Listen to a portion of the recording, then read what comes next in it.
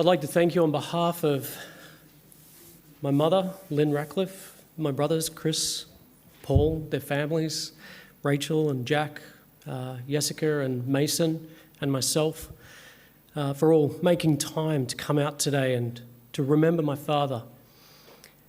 I want to thank you for the years of support and love that you've shown to my dad. I don't think there's anybody who particularly would disagree that he wasn't worth it. As I was just saying to Chris now, we're asking the Lord's blessing over everyone here today, and especially the equipment, because we know that in other circumstances he'd be up the back there helping. That's just who he was. So without further ado, I'd like to invite Chris up. He's going to give the eulogy for Dad. Thanks, Chris.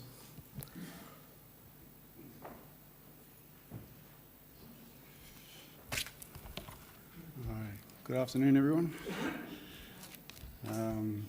Here we go. 11 p.m, July 1st, 1951, at the Brighton Community Hospital, my father, Francis Edward Ratcliffe, was born. Second son to Bessie and Bernie Ratcliffe, between his brothers Jeff and Don.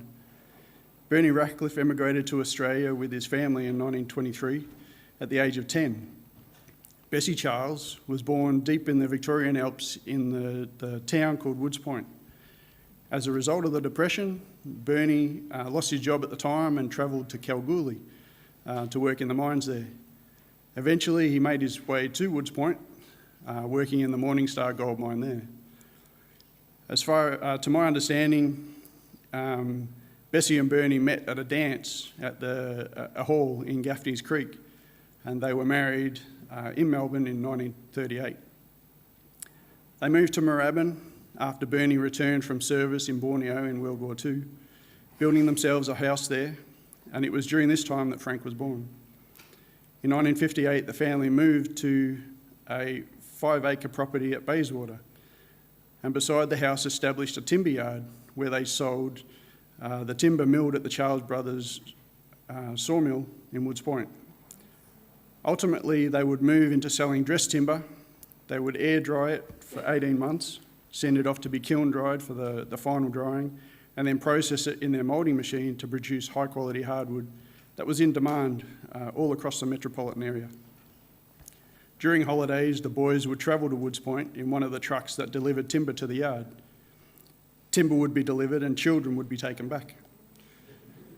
There they would stay with their Uncle Norman, who still resided just outside the town. It's been described to me as being a wonderful time. They were free to explore and have simple adventures, fishing, panning for gold, or digging their own mine shafts in the hillside. The exposure to this environment had a powerful influence on the development of Dad and his brothers. The resourcefulness and hard work required to make a go of things in the bush was not lost on them, and work to develop these qualities in them and is evident in each of their own successes. Dad did well at school. He had good grades within the top students of his class through high school. He was school prefect and librarian's assistant. I attended the same high school that Dad went to in my 12th year of schooling. In my day, it was called Glenfern Secondary College. It's just across the railway lines there. It's no longer there. It's been turned into a housing estate. It was called Fantry Gully Tech in Dad's day. And at the beginning of my year, I walked into the library and the librarian stopped and looked and exclaimed, "Frank?" Later, when I worked for Dad fencing, we were mistaken for brothers very often. Not sure if I looked older or Dad looked younger. But she remembered Dad very well and had lots of nice things to say about him. When he moved to Swinburne to study mechanical engineering, his attention seems to have been less on his studies and more on the things going on around him. He once told me that a good pool player is a sign of a wasted youth, and he was quite good. He told me he spent a bit too much time in the rec room. He had a great interest in cars and left Swinburne and started an apprenticeship as a motor mechanic in 1969. During this time, he bought himself a Ford Mark II Zephyr and built it into a speedway race car. It cost him $200 to buy and another $400 to ready it for race. How do I know that? We still have the receipts. Dad kept everything. He numbered it 48. There's the picture. He had some success, though the only trophy I know of him winning was the most improved driver. And he may have kept improving had I not come along. He applied for an early release from his apprenticeship, stating that he had already finished his theory requirements and that he had been awarded for outstanding practical ability in his third and fourth years by the Victorian Automotive Chamber of Commerce, and that it would be difficult for him to proceed on apprentice wages as he was about to be married. He was successful. They released him from his apprenticeship early, but rather than pursuing a job as a mechanic, he went to work for his father, driving the delivery truck for his fencing business. This is about the time when Ralph and Jetta Jans come into the picture. Ralph, who's here today, knew Dad through fencing, having worked a short stint as a subby for Bernie. Jetta knew Mum from their nursing training, and so Ralph and Jetta, organised a blind date for Frank and Lynn. Ralph told Dad, "It's just a date, you don't have to marry her." But ultimately he did marry her. They were married on the 1st of June 1973. Dad and Ralph and Mum and Jetta remained friends for, as it turned out, the rest of their lives. Dad still enjoyed racing, though he no longer participated. I have photos of Mum and Dad at the Hardy Ferodo 1000 at Mount Panorama. Mum heavily pregnant on the roof of a friend's bus watching the race. I have ticket stubs for that race from 1970 to 1975. Why? Because Dad kept everything. I was born, and for my first year, we lived with Nan and Grandad at 4 Benison Street in Croydon to help save money for a house. We moved to a tiny little house in Croydon, not too far away. Shortly, my brothers Daniel and Paul would arrive. At this stage, Dad was still driving the truck for Better Line Fencing and building fences himself, at the same time running a home mechanic shop in the shed in the backyard. Some of my earliest memories are of going to Sunday school at the Bayswater Uniting Church, Nan and Grandad's home church. Around 1980, some friends of Mum and Dad's shared with them the Seventh-day Adventist faith, and we began attending the SDA church in Croydon. We were there a couple of years before shifting to the Wantirna church. We had many good friends there, particularly when we got involved with Pathfinders. In many ways, it was the best time of my life. Dad had been involved in Scouts and in his youth, and it seemed a natural progression to Pathfinders. He even wore his Scout belt on his hikes, and he had a spare one for me. I was like his mini-me, wanted to be just like him. Except for the shorts. If you look at the photos, you'll see that he had a thing for really short shorts. I just couldn't do the shorts. There's a good one to have new shorts. It was a wonderful time. There was a Pathfinder camp each month, whether it was hiking, water skiing, bike riding, whitewater rafting, or building and sleeping in igloos. Eventually, Dad would do some of the reconnaissance for future camps, so we got an extra camp a month. During this period, Mum and Dad were asked to go on a fly and build to Fiji, where they helped to build a school at Lautoka. Daniel, Paul and I were looked after by Jeff and Cheryl Dever at their home at the Basin. Jeff and Cheryl are here today. The project involved dismantling and building a building that a local power station had donated and reassemble it on site, all to replace a school that had been destroyed by a cyclone. It took the team a team of about 11 people a little over 2 weeks to finish. After the project was finished, Dad stayed on to explore the islands with some of the other folks that were on the trip. It was at this time that Dad realised how much he liked the experience and decided it was going to be his life's pursuit. Jeff and Cheryl's home has a lovely bush setting, and while in the area, Mum and Dad noticed a block of land for sale, and they decided to buy it. It had been Dad's dream to build his own home, so they drew up the floor plans and did just that. Dad's mum named the place Treetops, which it certainly felt like. It had a wonderful view of the south side of Mount Dandenong and looked out over the valley towards Lilydale. The economy had tightened up towards the end of the 1980s. Interest rates were very high. My brothers and I were still at school. The house was not finished, and Dad seemed to be working very hard. Amongst all this, while carrying a panel of fencing over some uneven ground, he had a slight slip and ruptured a disc in his back, the rupture being in towards his spine. It was very confronting to see Dad, normally so capable, overtaken with agony. He was taken in for surgery and ordered off the tools for 12 months. There was no way he was going to stay off the tools for 12 months.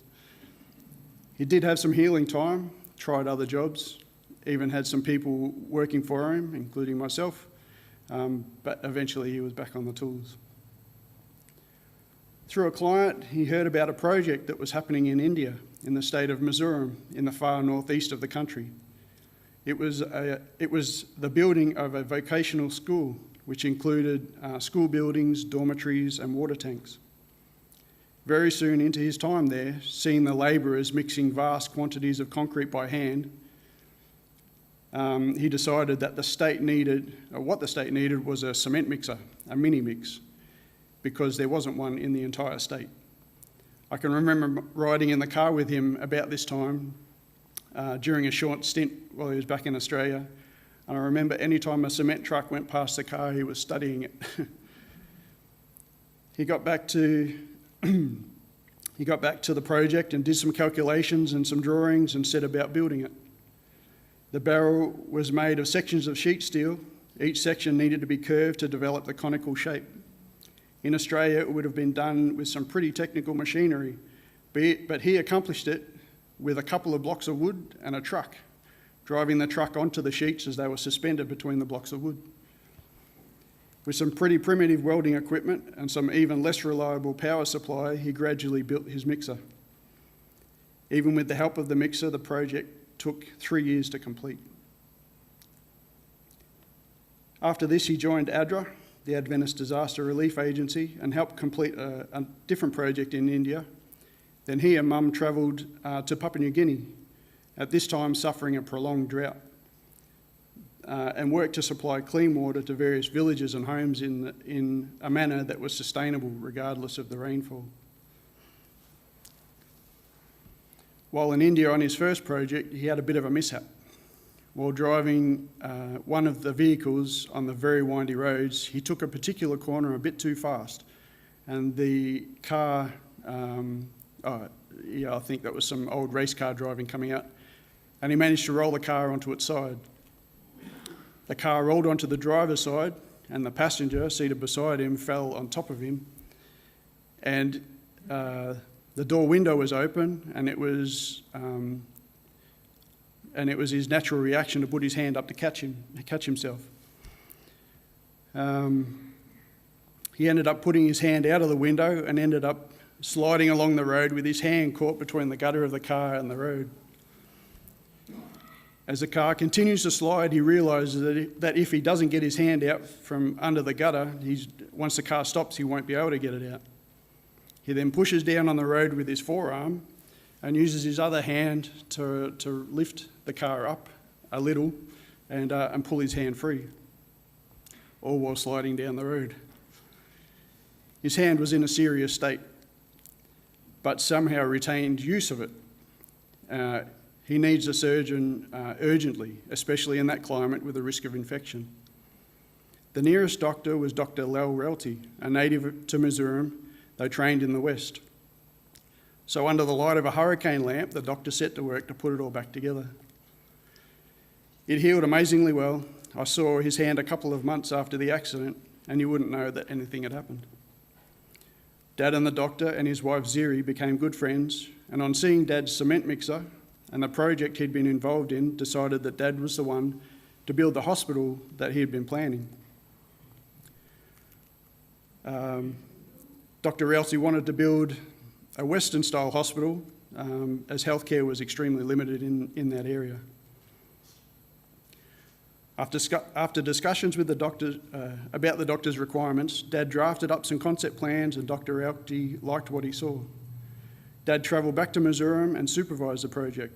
He tracked down his mixer, which had fallen into disrepair, removed it from the truck and set it up as a stationary mixer on site. As this was to be a 6-storey building, as you can see in the picture, the concrete needed to be transported up rather than around. During this time, while driving through the country, he stopped for a drink of water from a fresh stream on the roadside and contracted dysentery, withered away to 65 kilos. It took some serious care and cooking by my mum to bring him back. He stayed with the project for about a year before returning home, and then he travelled back to Mizoram for the opening of the hospital. From then on, Dad sought ways to support himself in Australia while financing shorter fly and build projects. He travelled to Thailand, Mongolia, Tanzania, and took part in a yearly trip for Year 10 students from the Adventist schools in Nunawading and Lilydale, travelling to Vanuatu to do maintenance on a school on the island of Espiritu Santo. You might ask why?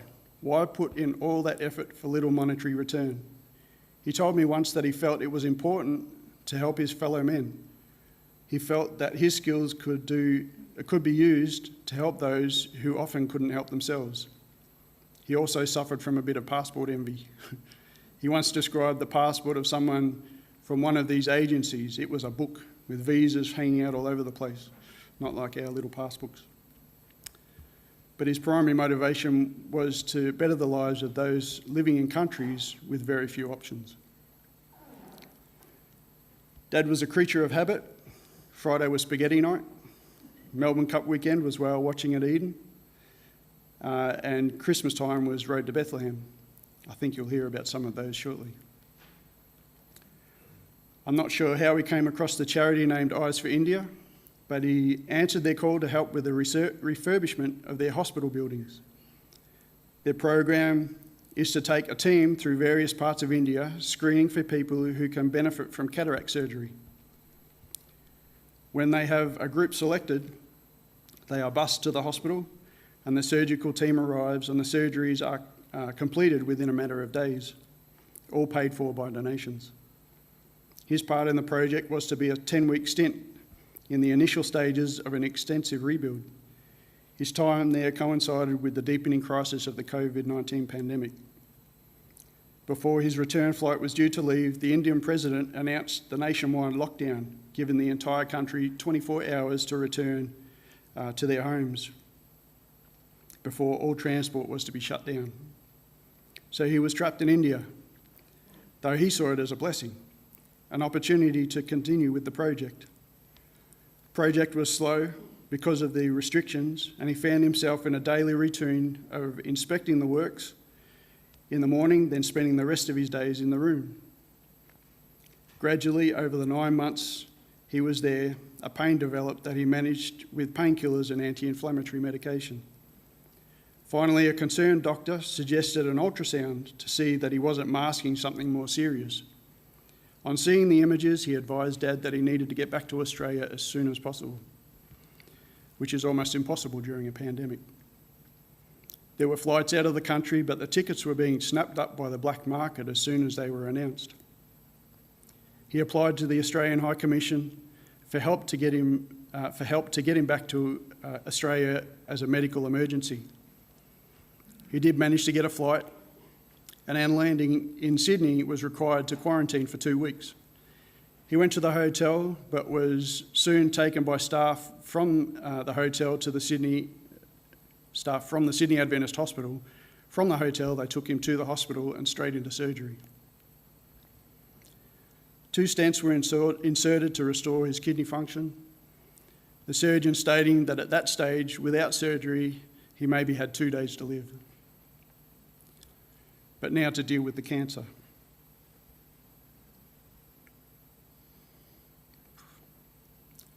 Chemotherapy was prescribed.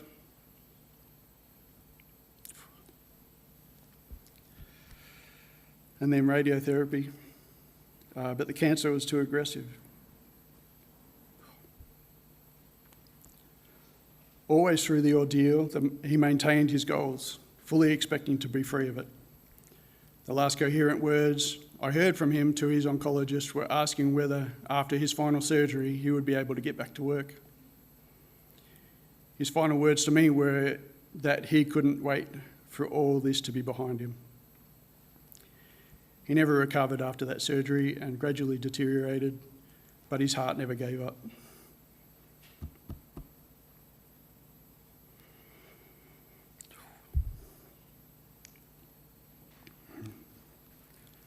Both metaphorically and physically, he had a big, strong heart.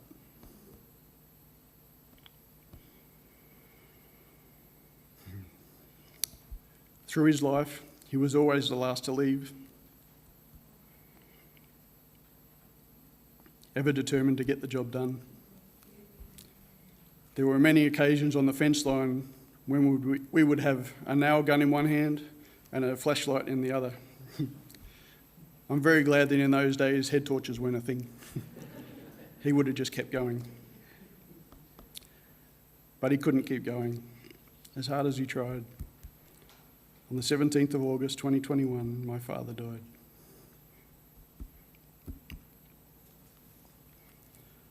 I thank you all for coming to remember Dad.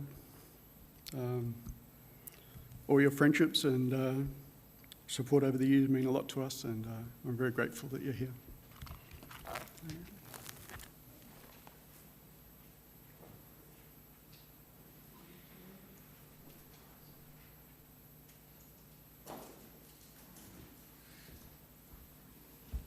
Thank you, Chris.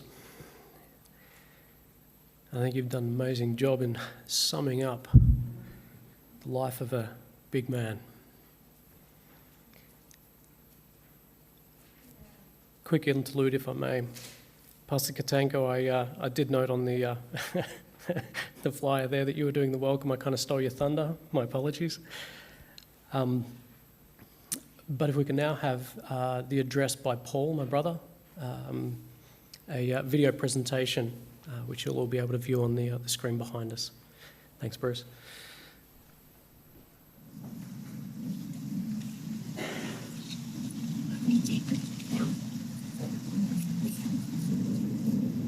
First of all, I'd like to thank everyone for coming out to pay their respects or participate in the celebration of Dad's life.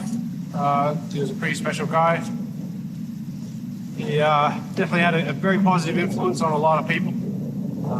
And yeah, I mean, through his work, he benefited probably thousands of people in different spots in the world. His different projects. Let's start with just to read out. She didn't feel like she could be there in person, but I believe that she'll be watching online. So yeah, she wanted me to share this with everyone. Frank and I were married 1st of June 1973. We reared 3 amazing sons together. Our life together was not perfect. We had a lot of ups and downs, and at times one seemed more than the other. But as I grow in my walk, my Lord and Saviour, Jesus Christ, I am learning about the strength and gift of forgiveness. Frank and I had times in our lives where we didn't like each other very much, but I praise and thank God for the blessed gift of 10 months. He brought Frank and I back to a place of absolute forgiveness and peace. I had the privilege of caring for my husband and growing together in Christ in a way that I thought we had lost forever. I praise and thank God for the gift of 10 months. Frank and I reminisced about our lives together and apart. We laughed and cried together, but the greatest blessing of all, we became closer to God. Together. I thank God for the gift of 10 months. I so very much look forward to being with Frank again when Jesus comes to call us home. Then we'll have more than 10 months. Yeah, really special stuff from Mum there. I want to apologise in advance. I'm definitely not a videographer of any means, but I just thought it was appropriate being on the river today, and something that Dad really enjoyed. I had the privilege of bringing him up to this very river when he came over to attend my wedding. And yeah, I'll try and put some of the photos in there from that. It was a great day out. Caught some good bull trout and some some nice pink salmon. Unfortunately, we couldn't take any home because it's all conservation over here, and Dad definitely had a bit of trouble with that. I saw a couple of times when he caught a nice looking salmon, and he went reaching for a rock, and I had to remind him that yeah, we had to put it back. But you know, old habits die hard, I guess. Yeah, I mean, I don't really have a lot of stuff pre-planned. I was just looking through some photos yesterday, and saw some great ones. Like there was one with me and Dad at looks like a Pathfinder rally, and I'm on stilts, and he's right behind me there. And you know, it's pretty indicative of how he was. He was very supportive, very positive influence, and yeah, always there to help out as much as he could. You know, he's a busy guy. Keeping our family, you know, keep food on the table, and keep us, you know, decent houses, and you know, definitely do a good job of that. A lot of fond memories from up in the basin. Actually, we went when I was over there when I was visiting Dad when he was sick there. We took a drive up to the basin, went up Government Road, and checked out the old place. And luckily, it's in very good condition, and yeah, we gave Dad a lot of time to have a look at it. Unfortunately, we couldn't get inside. I don't know who the residents are, and Dad wasn't very mobile at that point. So we just sat in the car, and yeah, you could see he was reliving a lot of it, which was great. It's a beautiful house. Yeah, he put a lot of hard work into it. Yeah, we definitely benefited from that. Yeah, there's a couple of photos there. Chris, Dan, and Dad jumping off a bridge, and if I'm not mistaken, I think I'm the one in the water taking the photo, but I mean, I'm sure I'll be corrected on that if it wasn't. Yeah, one of the other photos was yeah, a great one. Dad, me, and I'm not sure who was in the middle there. It might have been one of the pastor's sons or something like that. Yeah, and it's Rubber Ducky heading down probably the big river or something like that. And yeah, not dissimilar to this one, except this one's green and the other ones are yellow. But yeah, good when you're familiar with things, that's for sure. Yeah, with that sense of adventure that Dad instilled in us from a very young age, and Pathfinders as well. Yeah, it's definitely, I think, something that sticks with you and you can carry with you through your life, and Dad was all for that. Guiding into his late 60s, still whitewater rafting and stuff like that. And yeah, something to be respected, and I hope to pass that on as well. Yeah, Dad was always up for adventure for sure. Yeah, it wasn't until after he passed I saw a couple of photos there from up at the Mitter. Right, I believe he was guiding with Jeff. Yeah, I hope I'm not stealing anyone's thunder with that one, but it was pretty impressive stuff. There's two photos in particular. There was the one where he was. I'll try and edit it in here if I can. There was one where he was just great, sitting up the back of the raft. Getting sucked down into a bit of a hole there, and you can see Dad's just totally stone-faced and pretty stoic. Yeah, definitely pretty good at keeping his cool and in any situation.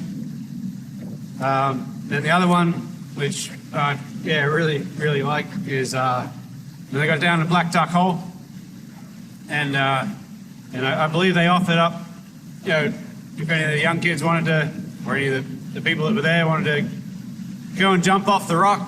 And I'm not sure if there was anyone that put their hands up, so Dad decided to get up there and do it himself. And hopefully I can put that photo there because it's a pretty impressive one for a guy in his late 60s showing up all the young kids, and that's about Dad for sure. That's about right. I really hope everyone benefits from the gathering and from the celebration of life. he definitely did a very, very good influence on a lot of people. And I believe some of them are going to talk today. I'll be very interested to hear some of the stories. I'm just trying to recollect some of the stories from growing up, and there's a couple. I mean, we were travelling around Australia. I remember going to the casino there, and we all just going for some food or something like that. And the security comes up to Dad and tells him that, can't wear flip flops in the casino. So he proceeded to take them off, and the security didn't like that so much. But yeah, that's what it's like, right? Just always good for a laugh, and thinking outside the box a bit. And I think that's one of the big things that I learned from him growing up, is to not always just do things the way they've always been done. Like, it was definitely a big one for trying new things, and especially work related. Like, not always doing things the way that they've been done for 100 years or whatever. So yeah, just to think outside the box, and and he was a really practical guy. Always there to lend a hand. You can, pretty obvious from all the volunteer work that he did. He was never one to shy away from hard work. And I hope I learned a little bit from that, and I'd hope to pass that on myself.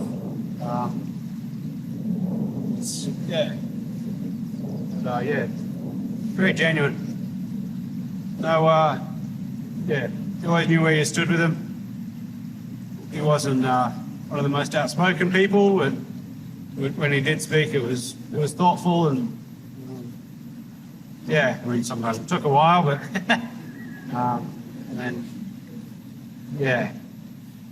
So anyway, I don't want to keep everyone for too long. Got to be a fairly lengthy service. I did bring Dad's favourite food along, bought a toasted cheese and tomato sandwich, so make sure to finish that off, and got some tea here, so that all seemed appropriate as well.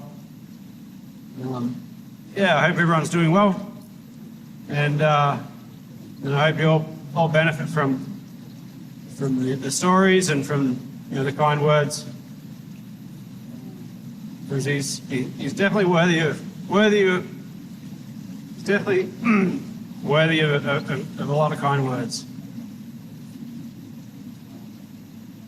Anyway, if Dad was here, he'd be wondering why I'm still holding on to the sandwich and not eating it, so I might tuck into this, and I hope everyone's doing well. Take care, everyone, and bye for now.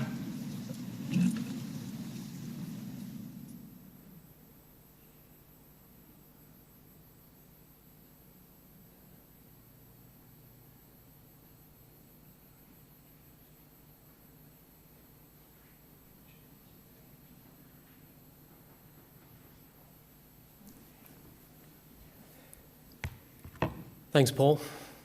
It's little things that you forget along the way, like, taking your thongs off because you're not allowed to wear them into a casino. If anyone was outside the box, it was Dad.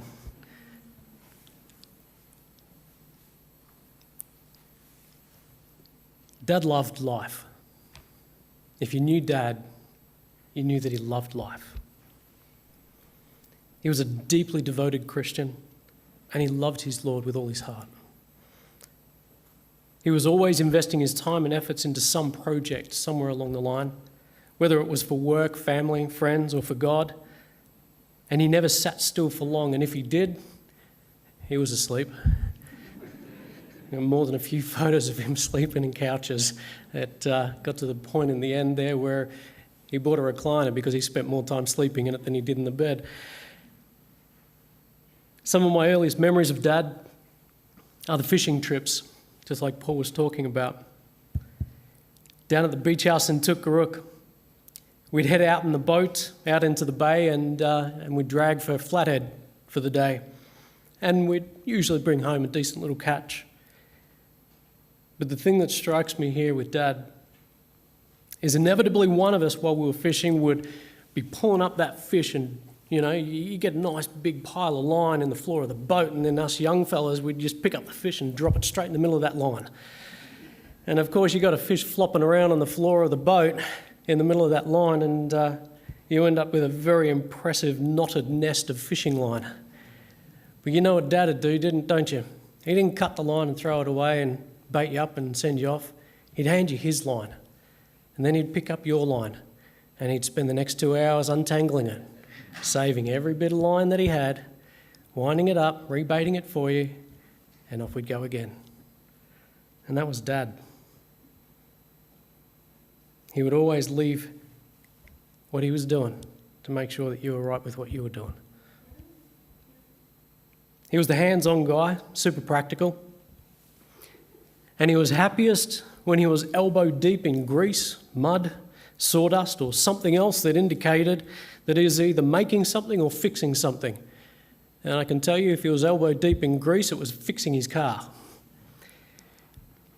This was great growing up because it meant that we also grew up with awesome billy carts, swings, cubby houses, tree houses, and even a mine of our own.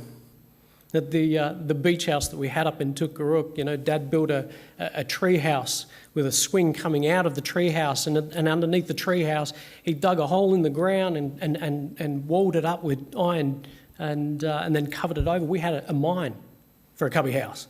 We'd sleep out in that. That was great, But only Dad would think that far outside of the box to think to dig a hole for his kids to play in.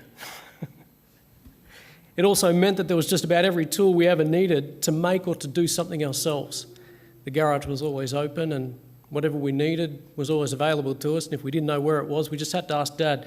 He didn't even have to come into the garage to show us. He'd just say, yep, up the back on the right, third shelf, there it is. He knew where everything was. And Chris is right, he kept everything.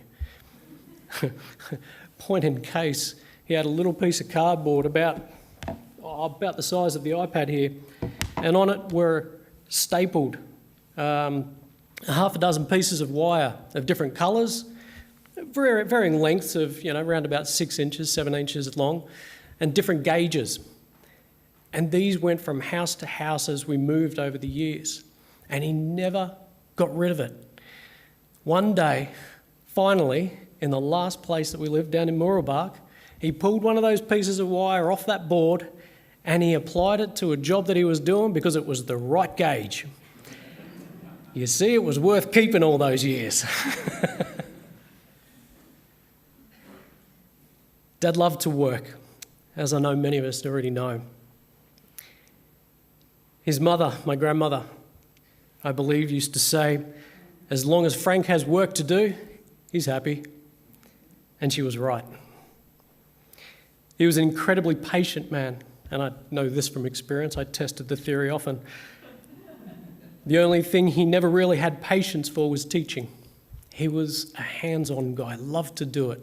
I could learn by standing next to him and by him giving me a job, but he wasn't so good at standing back and showing you how to do it. He had an itch, couldn't not be doing something.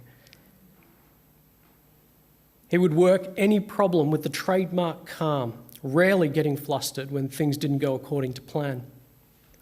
Even when he managed to do himself an injury, and believe you me, there were plenty and serious injuries, cut himself open more than a few times, and he would simply bundle himself up as best he could, jump in the car if he was able to, take himself to the doctor or the hospital, get patched up, sewn up, stitched up, whatever needed to be done, and go back to work to finish the job because it had to be done. I'm not sure how much of this was stubbornness or how much was sheer determination, but he was the kind of person who would search the whole campsite looking for that one lost peg when you'd packed up the tent and we weren't allowed to leave until we'd found it. He was thorough in everything he did, not a stone unturned. Dad was passionate about many things, and I know he loved his family dearly. He cherished every moment with us. The photo that you that you see is behind us here and has been on the stage already. What you don't see in this photo is his first grandson, which is out of shot here. That smile on Dad's face is because of Jack. That's why he's smiling.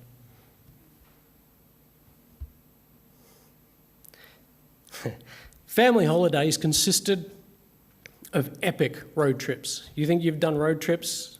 You haven't done one with Frank yet. We drove everywhere.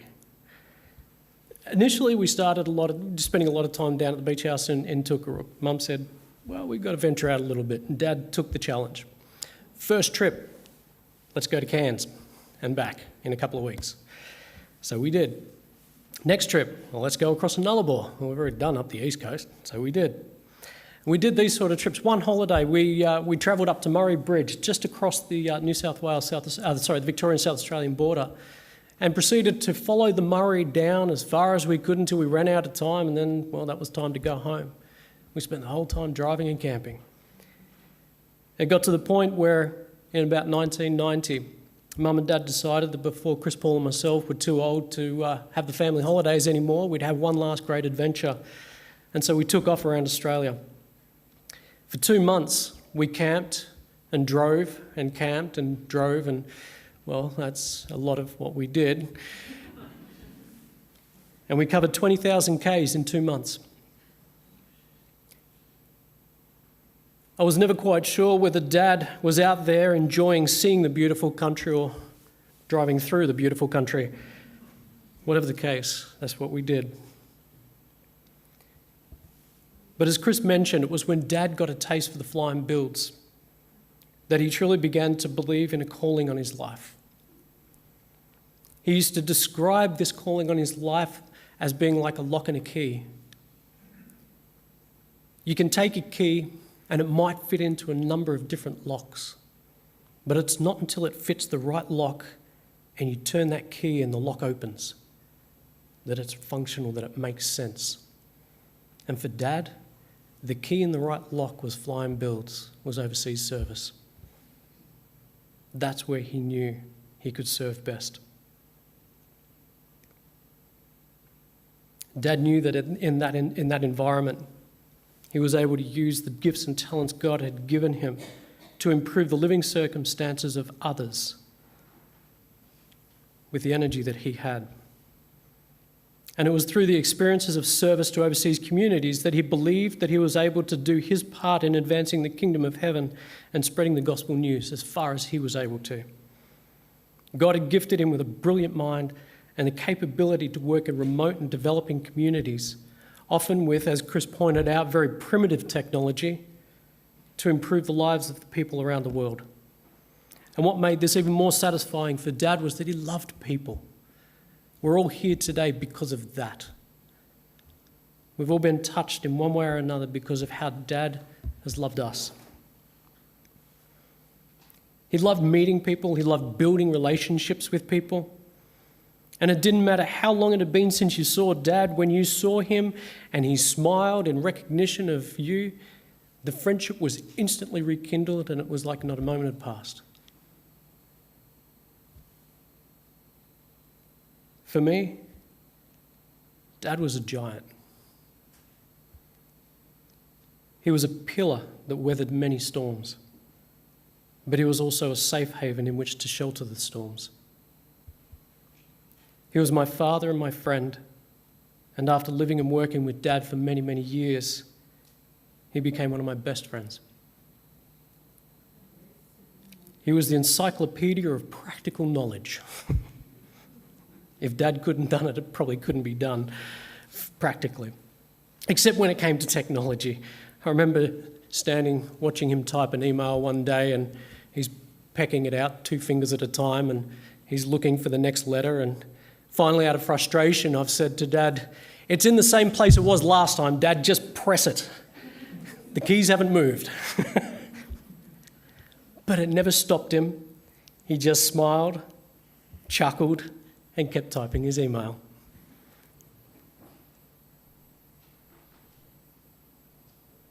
He was often the ear I needed when I had to vent, to rant, or just to share something that interested me, and he would always give me the time and listen. Dad was an amazing man. Anyone who knew him came away a little better in some way for having known him. I know I'm a better person for the time I've spent with Dad, and it is my sincere prayer that by God's grace I might become at least half the man that he was. I miss Dad, but I will always remember his life and influence with great fondness. And I would encourage each of us here today and everybody who's attending online as well to remember the smile that you saw when you saw Frank.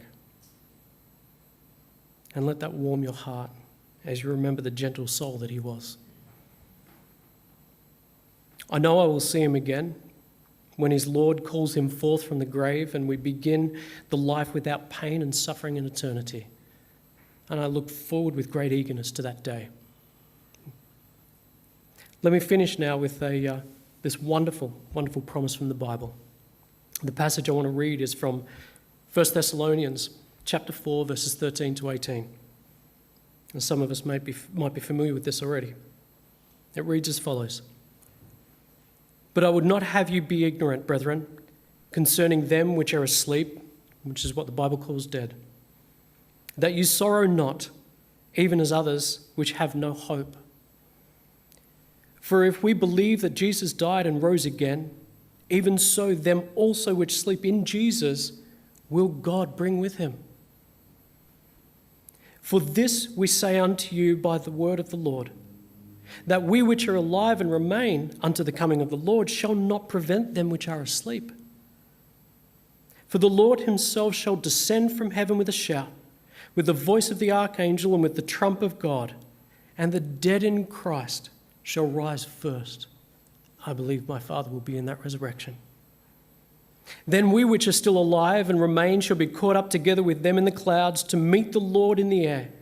So shall we ever be with the Lord. Wherefore comfort one another with these words. There is a hope beyond the grave.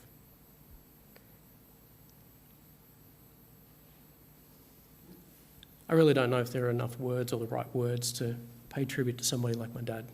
I really don't. But I'm grateful that we're here today to give it a go. And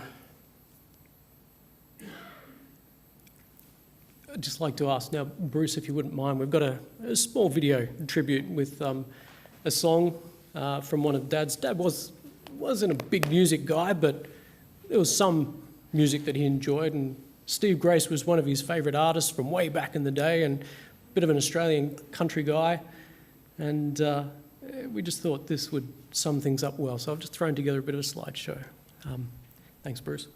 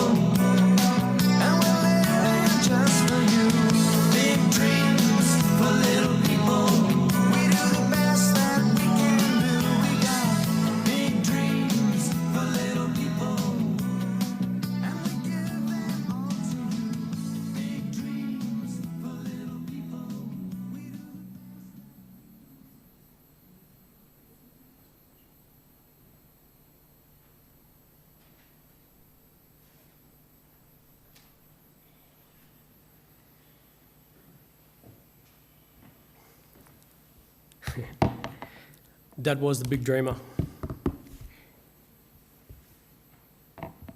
But the amazing thing about Dad was he had a way of making those dreams come to fruition.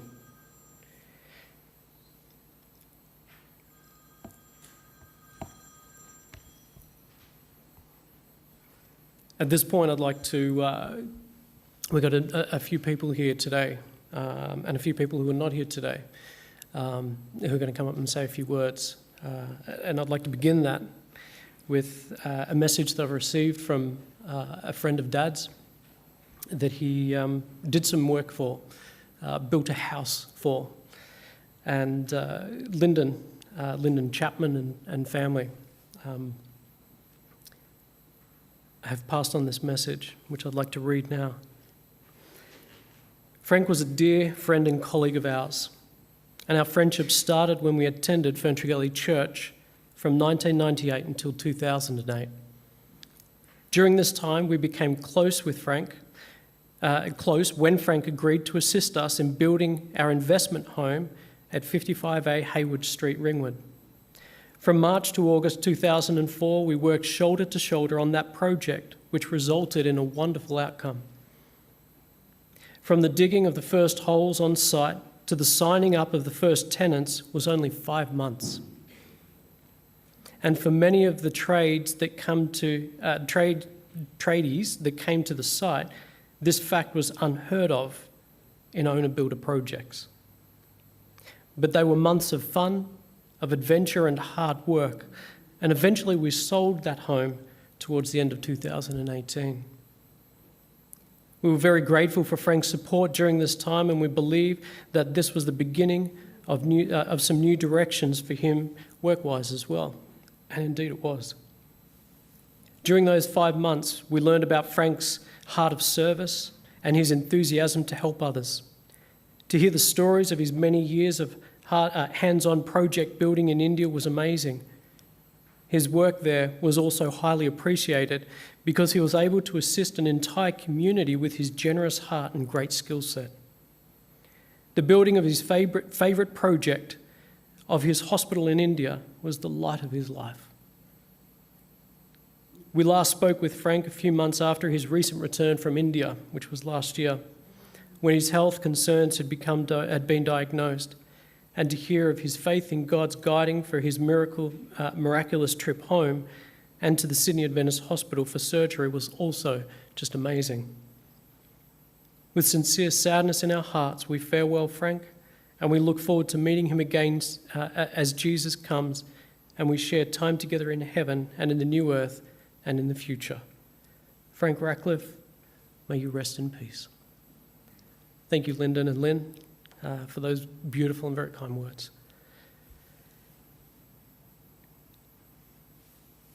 The next tribute, if we could have, there's an address by Peter Fowler, a long-time family friend who was not able to make it today due to living in Western Australia. A little bit far to drive for the morning, for the afternoon. But if we could have that one play. Thanks, Bruce. When Cheryl and I, with our children Lisa and Trafford, left WA in 1990 to work for the Victorian Conference in the youth department, one of the first families we connected with was Frank and Lynn and their 3 handsome boys. It was a great friendship. Saturday nights at the Ratcliffes with a pot, in fact a big pot of spaghetti bolognese, picnics with some abseils thrown in, were just some of the times shared together, and always with lots of laughs. And when we moved to Sydney and I had reasons to be back in Melbourne, Frank and I would catch up, and I always came away feeling enriched. And the last time I saw Frank, he picked me up from Ferntree Gully Station in his 1-ton Holden ute. It was hardly a collector's item. Doors were rusted, not much on the inside worked, holes in the floor pan. And with his trademark smile and chuckle, he assured me it was safe and had a lot more years of working life left in it.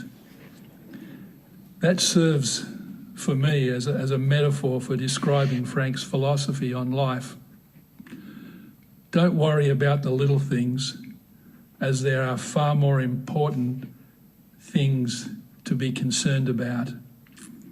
If it works and does the job, then that's always adequate. There was never any pretense or show in how Frank lived life. If he was any more laid back, I used to think to myself, he would have fallen over. But he was a man's man with a big, generous heart. The last time we talked, he was getting ready to go to India to work on an ADRA project. Such a large part of his faith was about giving back and wanting to make a difference in the lives of the people whose needs were far greater than his own. Frank was blessed with a lot of practical skills he knew that he could use to benefit others. Frank lived his life as a gift. He was a good friend, and his early death has truly been a tragedy for all who have been blessed to know him and have been charmed by his smile.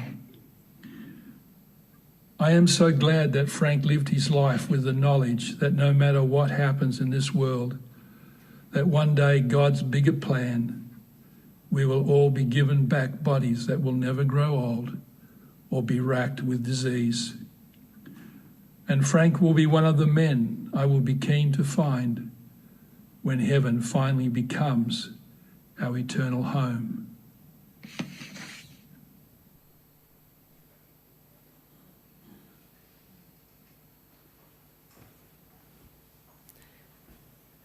Thanks, Pete. Lots of good memories with the Fowler family.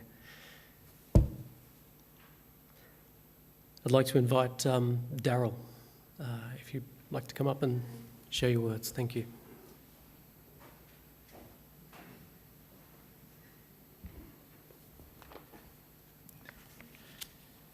Just a couple of things I'd like to say about Frank.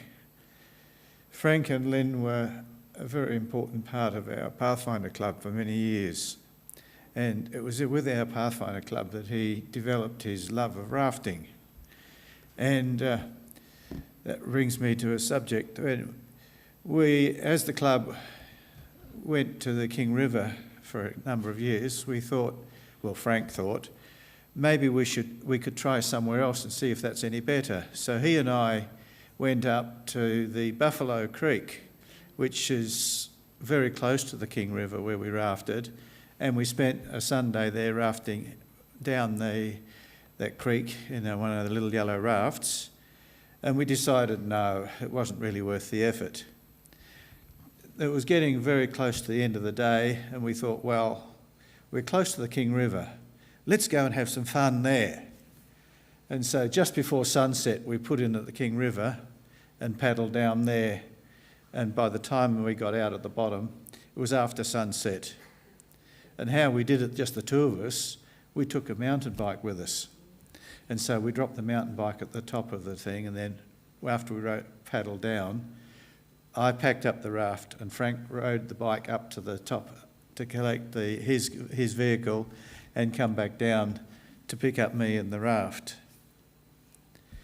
And also on the subject of rafting, Frank was an expert raft captain. He could find a rock in the middle of the river. In fact, my friend Jeff reckons he could find a rock where there wasn't one. And I tended to get the job of tailing Charlie, and quite a number of times I came round the corner and there was Frank sitting in the middle of the river with his raft and trying to work off. And of course, if you're sitting on a rock in the middle of the river, there's nowhere you can put your foot down to push yourself off. It took a bit of working to get off.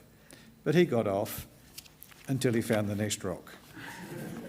Thank you.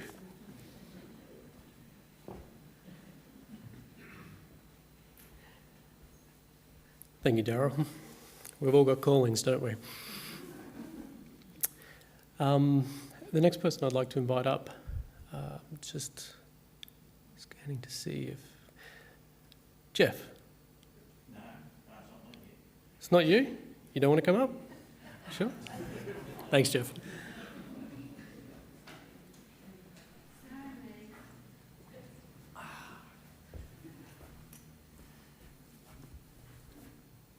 A couple of years ago, I don't know, 5 or 6 or whenever it was, Darryl, this is my favourite picture of me and Frank. Darryl had a penchant for taking the picture of the back of our heads. But there we are on the snowy river, sitting in the front of the raft, just chatting. 2 silly old men who were friends. It's just great. And when I decided we might do this trip on the river, the first couple of people I taught was Darryl and Frank. And he just, let me tell you, we had a ball on this trip on the river. We were supposed to take 4 days, but the river came up and it only took us 2. But anyway, there's another picture that I don't have where we're standing on the side of the river at the start of the big gorge, and we're both planning, and we're saying, oh, if we go around here and we do this, and we said, okay, Frank, there's not enough room there, you got to get out, and you got to get up the rock, and you got to do it. And he worked it all out. Well, it was just wide enough to get so we didn't have to do that. But apart from this, my first real experience of Frank and his super practicality was at our place. He was doing something and we needed to cut a tree down, right? And he said, oh, I'll come back and I'll make this thing and I'll do this. And I'm going, oh, okay, Frank, whatever you need to do. And he came back and he had this little gadget and he put the rope up there and he tied it onto wherever it was. And I'm going, is this going to work? Well, the tree came down exactly where he said it was going to come down. And I was always impressed with the level of practicalness with Frank. It was nearly faultless. Now, I did forget that we had the boys at our place for a little while, and I thought, yeah, we did, wasn't that really good?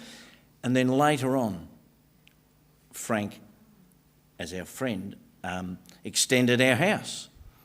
So I've had quite a bit to do with him in that on a personal. And then he put a new window in our place and all that. And every time he came along, it was just this real calm, measured, super practical way of doing business. But that's still my favourite.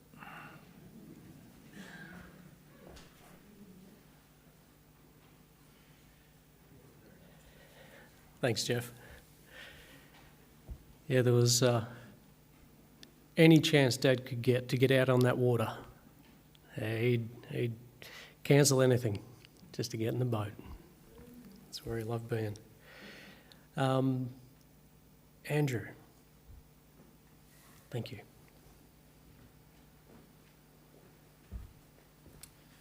Had to wear my shorts for Frank. He thought his legs were good. It's a privilege to be up here, so thanks guys for the invitation. Lorraine and myself can remember a lot of good memories from growing up with Frank here at the Ferntree Gully Church. The fellowship we had together, the Bible studies we had together, listening to his lessons. But the angle I'm coming from is with the wildlife. Here at our church we were invited by Knox Council to run Stringy Bark Festival back in the 1990s. Frank had a ute. Sure, it was rusted, full of all the bits and pieces in the back, and I think as Daniel described it, like a mobile Bunnings machine. Had everything. But for Stringy Bark, for the 2 days, he would empty that ute so he could carry things from our house at the basin down to the Knox Festival, which was down at Stud Park Shopping Centre. But the thing that amused me about Frank, he wanted to take my stuffed kangaroo, my pelican, my whalebones, didn't want to cover it with a tarp in the back of his ute. He was quite happy to drive down Burwood Highway, Stud Road, and I'm sure it took him twice as long to get there, showing off the wildlife in the back of his ute. Once we were set up at Stringy Bark, he would certainly help out with holding stick insects, turtles, lizards, talk to anybody, as you guys would know, made friends with anybody. And then one of our highlights of the church was the yearly whale watching. We did that for 26 years with Frank. Now, has anyone here ever gone away 26 years in a row with someone for a holiday? It was a short holiday, but eventually we used to extend it a bit. And the idea of going whale watching was to meet community groups, go out on this boat. Frank would drive forever overnight just to get there in time, just for the first whale watching trip. He'd do a couple of those, but then his highlight was to go on the pelagic trip. A small boat, 8 people, nearly 30k out to sea. Frank never got sick. I never got sick. The rougher the better for Frank. We'd rock and roll. We'd be watching people feeding fish out the back. And the good thing about that was that Frank and I had more lamingtons, more muffins to eat. And I can still remember Frank would go, as another person would be out the back of the boat. But that attracted the birds anyway. Made it better for our photography. And then one of our trips out there, I remember the boat actually stopped. Frank's reaction was, we thought we'll be out here for hours. More things to see, more things to photograph. Frank was given permission to try to control the boat while the guys were fixing the motor. Sure enough, they did fix it, but boy, that was one heck of a trip. And Frank didn't really care whether we saw an albatross or a whale. He just wanted to be there, have the food, cup of tea, enjoy the company. And on the way back, it would take us a good 2.5 hours to get back to Eden. Guess what Frank would do? He'd be down in the cabin of the boat, sound asleep, all right? And as you know, you guys, Frank could sleep just about anywhere. And I always remember that. But boy, what a great guy to have out there. And then he used to share stories about his trips to India, his passion. There was always wildlife stories. I can remember the stories of the cows, the monkeys, the dogs. And the best story I can remember was the snake story, because as you know, we sort of got him into snakes. I can see where this guy gets it from as well. And he told me a story about a cobra that was at the work site. He said, strangely enough, all the Indians ran that way. Frank went that way in order to try to find this snake, but of course he didn't catch it. But Frank was a great guy with his wildlife. We'll miss him. We've got great fond memories, and it's a privilege to be here to talk about him. Thank you.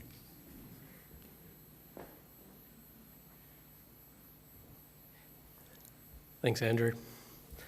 And just for the record, it's your fault that I got into snakes, not Dad's. Yeah, that's another story though. John Beeman, thank you.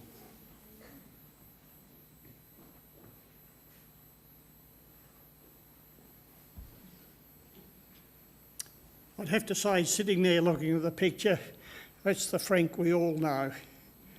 There's no change all his life. Sue and I knew Frank and Lynn from when our kids went to school. We had 3 girls and Frank and Lynn had 3 boys, and that's how it went. The things that we did together over the years, our paths were parallel. They crossed every now and then. In later years, we had a senior youth group. After Pathfinders, this youth group took over. And senior kids, they've got a mind of their own, but it was great. It was great fun. Every now and then I'd call on Frank because we'd need his expertise in rafting, camping, snow camping, igloos, abseiling, and he was always right up with it. I let him just go, not follow along in the dust and the water behind. King River, yeah, look, I was trying to think of some of the rivers here, Thompson and many rivers we went up and down, and the King River one time, and the dam was fully open and it was flooding over, and we put off in the shower of rain from the dam, and underneath it was clunk, clink, clunk, clunk. The rocks were borne along by the current, for goodness sake, it was that strong. I never went with Frank on any flying builds. I did quite a number of myself, but that was Frank's love of his life, to help his fellow man. And Daniel, we went on one, didn't we? Fiji. And I remember Dan pushing you out the door. Look, I want my son to go. And you're coming on this one. The last few months, and we had men's meeting on Zoom every Wednesday night, and Frank used to get on Zoom over there in India. I can't think of the Mizoram province, I just forget now anyway. And then the diagnosis came through, and Dad needed to get home. Diagnosis came through and Dad needed to get home. And he tried, and then the next month there was a plane, once a month I think it was, for goodness sake. I'm not very impressed with our Australian government at the time. And he missed that one, he missed the next one because there was always a rush to get on that plane. He got on the third plane and he wasn't too good, and we met at Tullamarine and came home, and Dad never really picked up after that. It was sad to see a good friend, a very good friend, going. Some years before I'd met the Grim Reaper myself and I survived, and I'm a bit older than Frank, and we don't know the ways of life, we don't know the ways of the Lord, but I feel a dedication to keep going in the Lord's business. And as you guys know, we buried our eldest daughter 11, 12 years ago. And it wasn't until that moment, and then it's reinforced with Frank, and there's been a number of others in this church too. Either I believe in the second coming or I don't. It's a fraud. I don't take it that way whatsoever. And Frank's death just reconfirms that one day we'll meet again, and we'll meet a lot of people again. Thank you.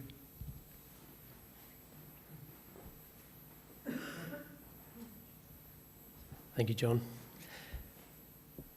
I just had a quick thought. You prompted a memory, John. You said igloos. When I said Dad was an extremely practical man, which was a great thing growing up, we had the cubby houses, the tree houses, the mines, the swings, all these sort of things. For a couple of years there, Dad would bundle Chris Paul and myself up into his old ex-Telecom Land Cruiser four-wheel drive, and we'd head up to Woods Point, then shoot through Woods Point and head up to Mount Matlock. And it was the middle of the year, so you know in the middle of the year it's cold. We're talking about Alpine Victoria, so it's snowing. But the point of that was not just to get up there, but was to camp up there. Now when you get up into the snow, there's nowhere to drive pegs into the ground because you got, a good couple of inches of snow on the ground. So what do? You build an igloo, don't you? And so for a couple of years, we'd head up into the bush, up into the alpines there. We'd build igloos, and well, that's where we'd stay for the weekend. That's just how Dad worked, just outside the box. Karen from Road to Bethlehem, is she here with us? No? Or Nathan? No? Okay. Pastor Katanko? Thank you. Good afternoon, my name is Paul Katanko. I was final pastor for Frank here at the Ferntree Gully Church. But actually came to know Frank in 2006, just before I was going to Mongolia to be a missionary for 5.5 years. And Frank was going there as to help to build a church in the very north of Mongolia, a very inhospitable place. And then, of course, I came to know Frank a bit more when it came here to the Ferntree Gully Church. As I've reflected on Frank's life, two different Bible passages about two different builders came to my mind. First builder is in contrast to Frank. And it's found in Daniel chapter 4 and verse 30. It's about a king, Nebuchadnezzar, of the ancient city and empire of Babylon. And he was also a builder. But unlike Frank, though, he had a bit of a pride problem. This is what he said. As he was looking over his city, he gushed, "Look at this great city of Babylon. By my own mighty power, I've built this beautiful city as my royal residence and to display my majestic splendor." With those words still ringing in his ears, God's judgment came upon him and he became crazy. And he lived like a wild animal for 7 years. But at the end of the 7 years, this is what he said. "I, Nebuchadnezzar, looked up to heaven. My sanity returned, and I praised and worshipped the Most High and honoured the One who lives forever. His rule is everlasting, and his kingdom is eternal." When this great king, this great builder, acknowledged God, he was restored as the head of his kingdom. And he said, I received even greater honour than before. Frank didn't have this pride, and Frank always acknowledged God in all that he did. And with that came humility, despite his many accomplishments. The second builders that came to mind as I reflected on Frank are found in Matthew chapter 7, 24 to 27. And Jesus is talking, and he says, anyone who listens to my teaching and follows it is wise, like a person who builds a house on solid rock. Though the rain comes in torrents and the floodwaters rise and the winds beat against that house, it won't collapse because it is built on bedrock. But anyone who hears my teaching and ignores it is foolish, like a person who builds a house on sand. When the rains and the floods come and the winds beat against that house, it will collapse with a mighty crash. Frank was a wise builder. Frank was a builder who built his foundation on Jesus Christ. And so he could weather the storms of life. And he had a few in his personal life, in his professional life, in his fly and builds life. He weathered the storms of life. It was because he was a wise builder who built his house on the solid rock of Jesus. While Frank has passed away, he has left a number of legacies. He's left legacies of buildings. But, buildings come and buildings go. Really, his legacy is in the people that he has helped. The legacy is the influence that he has had on people. Each one of you here, students at Lilydale, people in India, in other countries where he has worked, and of course, in his 3 children. And so in our lives, that's the sort of legacy we want to build and to leave behind. And Frank done this well. Thank you.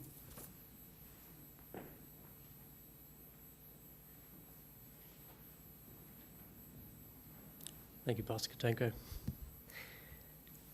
I'd just like to offer an opportunity at the moment, if anybody has words or thoughts they'd like to share. June, thank you.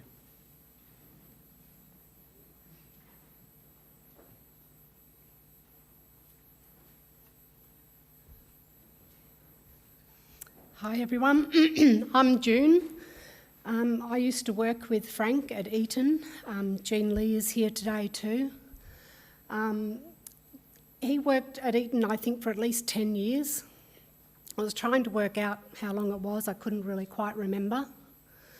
Daniel came and worked there as well for a few times to help his dad. I believe it started with Lynn as a tea lady, and then she dragged Frank along, and then he became the handyman. And you know what? Everywhere you look at Eton, there are jobs waiting for him to come back and do. We say, if Frank had been here, he'd put that mirror up. If Frank was here, he'd build that transmission box. He used to do all these little bits and pieces around our workplace, and we loved him. Now, I heard someone else before say that he was laid back. Oh man, was he laid back. I'm a quick walker. He'd be coming along. Life was not meant to be rushed. He took his time, but he always got there. I would catch him out sometimes not being quite as healthy or safe, health and safety, because that's my role. He wouldn't be wearing those safety glasses. He might not be wearing those gloves. And I'd say to him, Frank, and he'd just smile at me with his big smile. And he'd say, what would I do without you, June, to look after me? He just always had that cheeky grin, and that's what I'll always remember with him. He came to my house and did work. He's worked at a lot of other different people at my work and done different things, and we all loved him. So Frank, if you want to come back, the jobs are still sitting there waiting for you to come and do them. Thank you. Thank you, June. I know Dad loved working at at Eton. I remember talking to him at one stage, and he always had so much on, but he always made sure that there was time in his week for Eton.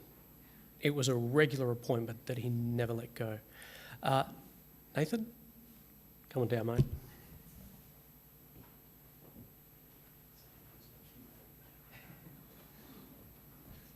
Good afternoon, everyone. It's been a real honour to be here today. I missed my cue before. I know Frank through Road to Bethlehem. I met Frank at Road to Bethlehem. To me, he was just sort of the guy in the background getting everything done. But in the last few years, I've been involved in construction and got to know sort of the key players that made Road to Bethlehem come out of nowhere to become this amazing thing that people enjoy each Christmas, And so the first time I made a call, Dan Carey said, Frank always helps out, give Frank a call. So I gave Frank a call. Yep, I'll be there. And that's about all I heard from him. I thought, gee, I hope he turns up. And he did. Every year, every day, basically. This year is a big hole to fill because we pretty much didn't have to worry about the Herod scene. Frank would make that happen. It would come from a field to this amazing set, and he'd just make that happen. And then I always remember seeing him late in the evening. We have these radios with the little cord and the clip on the thing there. And he'd be in the background whenever something went wrong, someone was drastically needing help. This instant, on my way, and off he'd be. It's 4 nights of the year just holding that together. I also remember setting up with Frank one year. I jumped in the front of that same car we were talking about with the holes in the floor. And we were towing some of the set around, and I was sharing about my life. I've got a young family, and all these different stage of life things. And I remember Frank just sharing some wisdom in that moment and talking about his experience and shared from his heart about what he's done through serving. And he said it's not about what you have; it's about what you have to give. And that's something I always cherish, is that moment with Frank personally, but also on behalf of Road to Bethlehem. I'd just like to really just honour Frank today as well. So thanks for the time.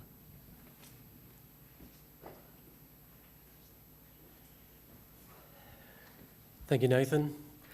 It definitely became a huge part of Dad's life. Again, another point of outreach. And definitely the guy behind the scenes. He loved that place.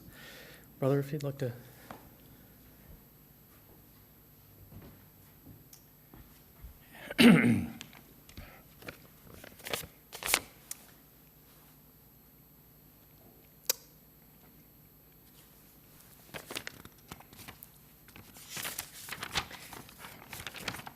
I'm sorry.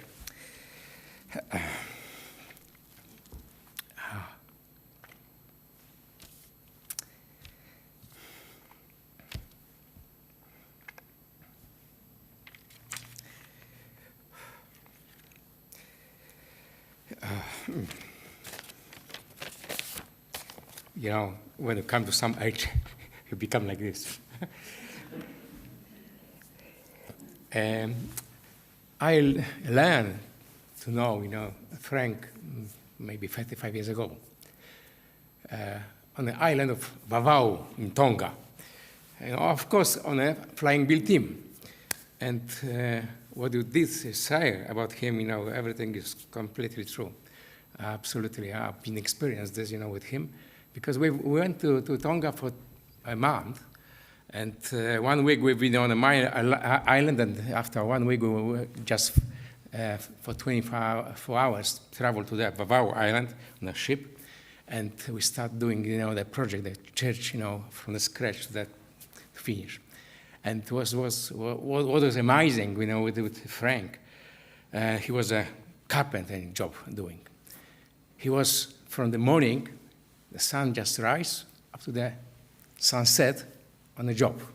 We've been enjoying, just free time after, afternoon, but he was still on the job. And I said, Frank, why you doing this? You have to explore something, just have a pleasure, just have a free time up here, just take it easy. No, I have to finish because I have to go back home as soon as is possible. And you know what? The job he's supposed to do 1 month, finish on 2 weeks. He just jumped on a fly and back home to Australia. But when I came sometimes, to find out what he's doing, he was sleeping.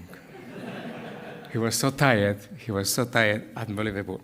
And after many years, I met him again in Melbourne. My friend plays, Ross, he's just in there. He was in Tonga as well. We met together in there. And I did invite him, to go with, this time, to my flying build team to Indonesia.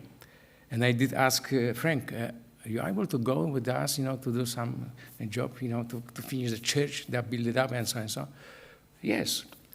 I said, you sure? Yes. For him, it was so natural, so obvious, to go anywhere.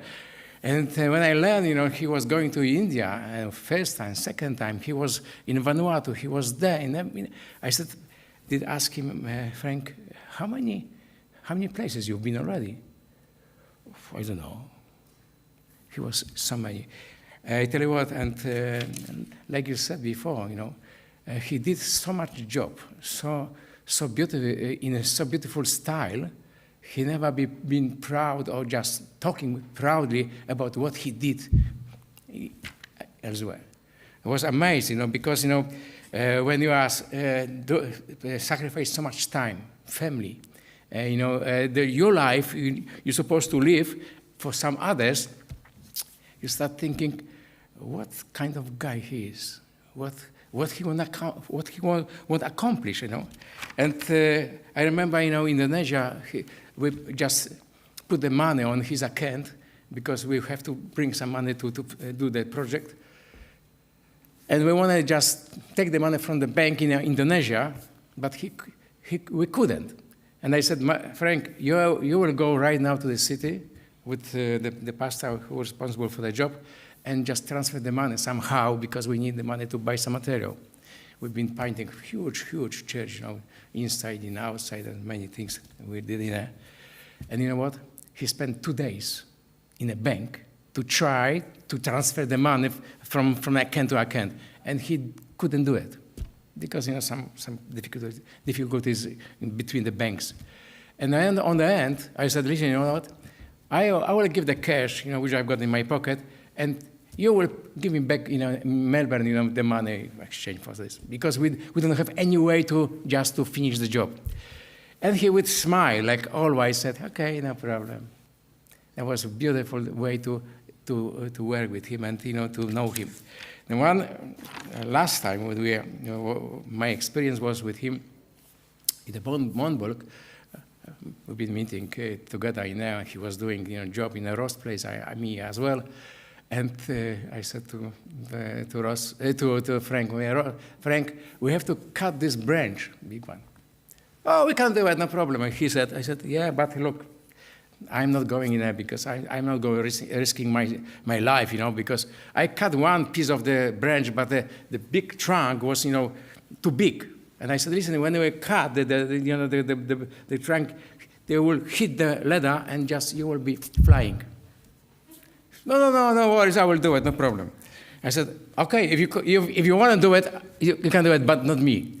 And he went, just with a,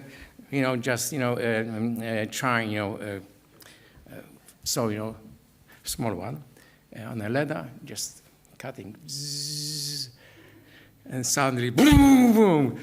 Like I said, the branch just hit the ladder, and I just, for one moment, I saw just the chainsaw like this. And Frank just disappeared in a bush. And I said, Frank, are you alive? Yes, okay. It was the last experience. I said, Frank, sorry, but we have to just predict sometimes, things would happen. But when I learned, just he's in India, and Ross said to me he's sick, and I said what? But I didn't know he was so serious. And when he came back to Sydney, and then I met him in his home. We visited him with my friend. We just spent some time. We're talking about our experience together. And to just remind ourselves, the time. He was so quiet. He was so quiet, unbelievable. like never before, and said, I hope, that everything will be done soon, gone, and we will go again some way. Because I've got always something on my hand, just do something else. Like he's doing, I'm doing similar things, but I said, Frank, hopefully we'll go again to another project. But after a while, I just find out, he's passed away. I think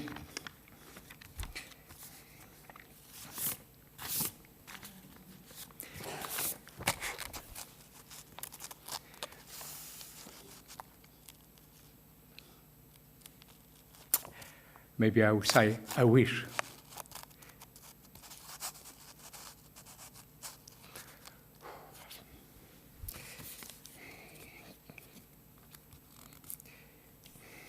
To have Simon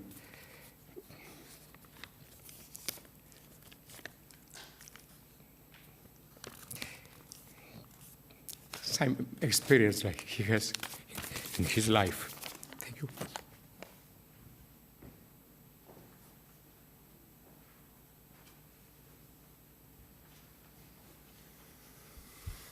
Thank you.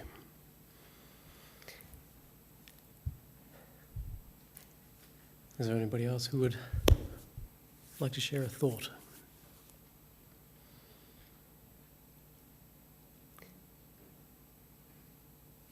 Inside your brochures, I hope you all got one. I believe the words will go up on the screen behind us as well. Like I said before, Dad wasn't a big music man. We didn't necessarily grow up with music on all the time, but Dad loved his hymns. And I remember last year, we were talking to Dad about what was his favourite hymn. And he put me on the spot. He looked at me and he said, "You know what it is?" I'm like, "It is well?" He says, "Yeah, that's it." Oh, good. Got it right. Today I'd like to sing that one. It is well with my soul. That was Dad's favourite hymn. Thank you, Ruth.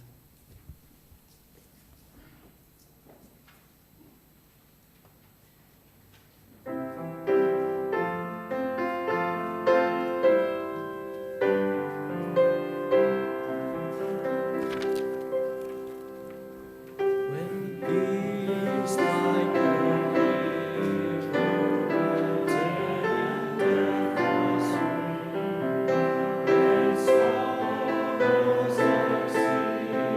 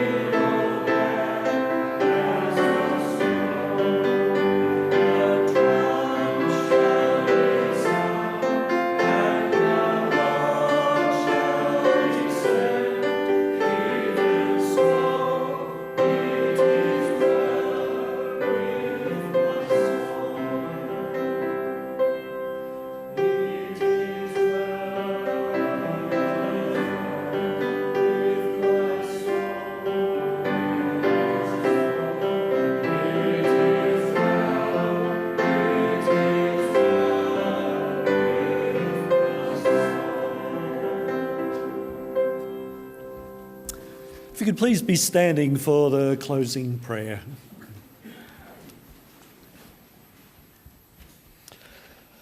Dear Father in heaven, we've shared so many memories of Frank today, but there are many, many, many more memories that could have been shared.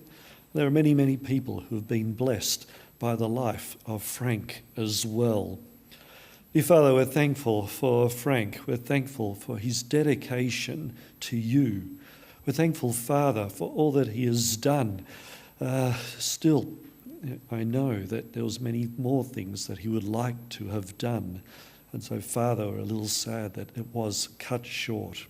But Father, we're thankful that each one of us here, and those watching online, plus many, many others, have had been positively influenced by Frank. And so, dear Father, at this time, we want to pray for those that are left behind. Father, I want to pray for Lynn, for the children, for the grandchildren, Father, extended family and friends. Dear Father, we are grieving as we remember a life well lived. And dear Father, we just pray you'll be a source of comfort and hope and inspiration for each one of us, just as Frank's life was an inspiration as well. And so, Father, we look forward to the day when you will return and we'll see Frank rising in the fullness of youth and in the strength of youth. And I pray that each one of us here and each one watching and many others will be there to greet him on that great day. So commit ourselves into your loving care until that day. In Jesus' name I pray. Amen. At this time in the hall, there's some refreshments that have been prepared for you. So please, the family would love if you could stay. Just go out the doors on the left and then into the doors into the hall. Also, there's toilets. If you go out through the church exit there and turn right through the door, you'll find the toilets over there, or through that exit at the side. So please stay and share some memories of Frank and be with the family as well. Thank you very much.